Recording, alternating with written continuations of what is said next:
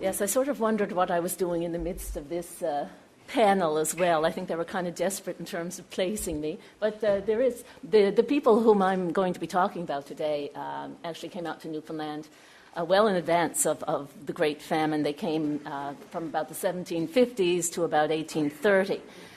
So they are a different crew, or a different crowd, as we'd say, but there is an element of commemoration in my talk, and so I guess that's how I ended up in here. Anyway, I'll try to get you warmed up for the rest of them. I certainly want to thank Library and Archives Canada for inviting me here, and thank all of you for coming out today. I'm certainly going to enjoy our discussions over the next 2 days and meeting new people who are interested in Irish-Canadian studies and reacquainting myself with some old friends. But I'll get going here now. The two buildings that comprise the Civic Centre and St. John's each boast a sculpted representation of maritime womanhood. At the entrance to the stadium, a colourful fiberglass mermaid poses provocatively for passers-by, one of many that surfaced in the streets of St. John's in the summer of 2006. Now, according to the sponsor's webpage, this is Nina, which is ancient Mermaidian for the heart of a child. She has apparently swum the 7 seas, exploring the wonders of the world beneath the waves, and can sometimes be spotted sitting on the rocks off Cape St. Francis, gazing out at the sunset. Across the street, 2 Newfoundland women cast in aluminum in front of the conference centre lift a barra. A barra is like a flat sort of stretcher device with handles at each end. So they're lifting a barra loaded with salt fish. And it seems appropriate that a 4-lane dual carriageway divides them, symbolic of the disjuncture and meaning that is created by these two forms. The mermaid is an anachronistic, sexualized, some would say vulgar, image that emerged as a fundraising gimmick and tourist attraction in the City of Legends. The cast aluminum sculpture represents the more iconic status of women who worked in household production in the Newfoundland fishery well into the 20th century. And it's this latter understanding of maritime womanhood that I wish to explore today by examining women in Irish Newfoundland fishing communities along the southern Avalon Peninsula. Now, my paper will not talk about fishwives in any popular sense of the word. These women did not market fish. They produced salt fish for market. And while some middle-class observers of the day may have found them coarse and bold, within their own families and fishing communities, they were seen as essential partners who contributed equally to family economies. And within a sexual division of labour that assigned vital and complementary work to both men and women, Irish Newfoundland fish-producing wives carried out hard physical labour at public sites of production. This contributed significantly to the construction of womanhood as essential worker, which in turn had broader repercussions for their status and authority within their fishing communities. As in other European settlements of colonial North America, women in Newfoundland were a stabilizing influence on communities, but there was a significant difference in the Newfoundland context. For centuries, the island had been considered a British fishing station rather than a colony. Indeed, well into the 18th century, authorities tried to discourage the presence of women there in order to try to maintain the hub of the fishing industry in the west of England.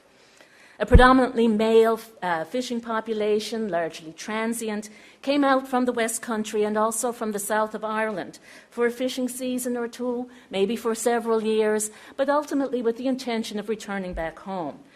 But as increasing numbers of women came to Newfoundland and Irish women came to the southern Avalon in the 18th century, that provided a basis for permanent population. And in fact, we see that matrilineal bridges and matrilocal residence patterns often featured in early settlement as male immigrants came in and settled down in the communities of their wives. But also more fundamental to community formation was women's contribution within the work cycle. They performed a broad range of inside and outside work activities, but absolutely key to the process, the success of the settlement process, was these women's ability to adapt to fishing production. Now, this was quite a feat for women from the south of Ireland. They come from farming backgrounds in the woolen industry. Some, primarily widows, operated independent fishing premises in their own names. What you're looking at there is a grant in 1773 to Mary Shea. And she's being given property in Fairyland to use, provided that she continue to use it for the purposes of the fishery. So she was a fishing employer. Other women managed fishing premises with their husbands or their cohabiting partners. And so they were boarding fishing servants and juggling the resources of the household as well as taking on other responsibilities. Other women came out to the area as hired fishing servants. Some were hired in Ireland and had their passage paid out. Others were hired when they arrived.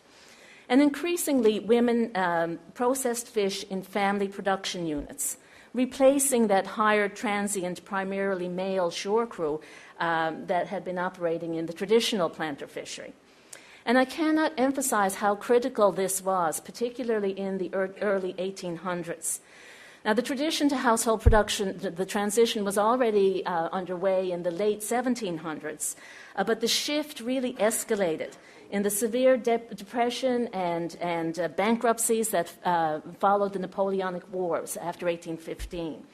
And this was a period when the old migratory fishery was in its death throes because it had just absolutely been blown out of the water by almost continuous warfare. They just couldn't operate anymore. The resident fishery that was based on the planter fishery and was massively dependent on hired labor was also in serious trouble because employers could no longer afford to pay the inflated wages from the war years and found themselves cut short when fish prices plummeted in their markets.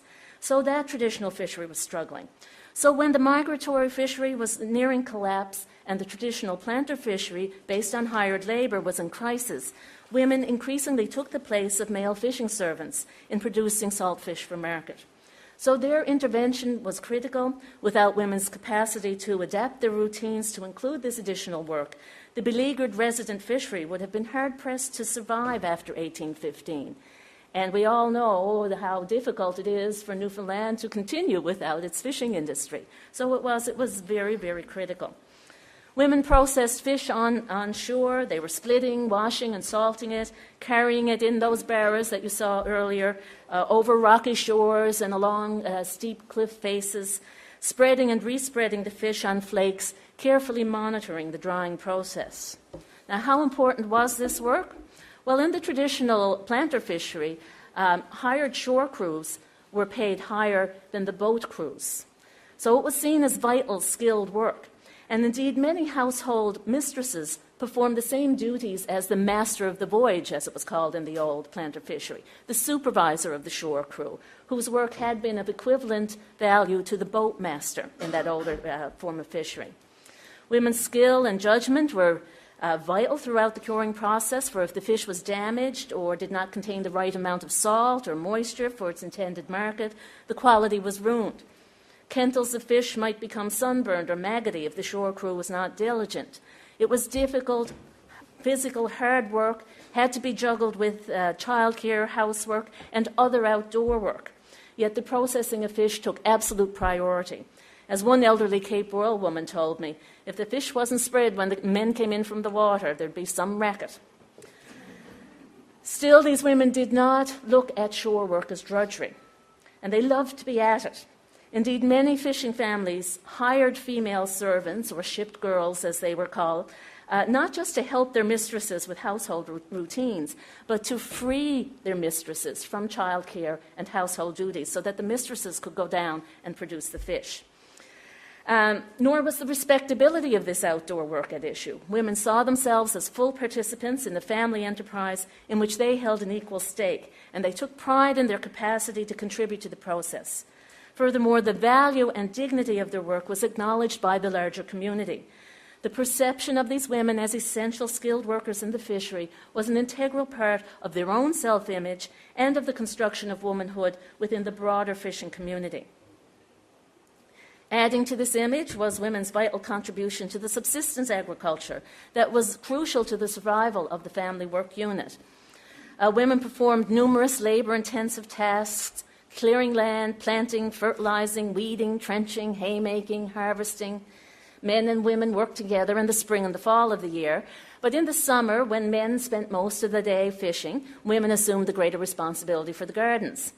Women also shared in the care of livestock and, in fact, fattening the family pig and care of fowl, with the potential for earning extra cash or extra credit, was primarily carried out by women.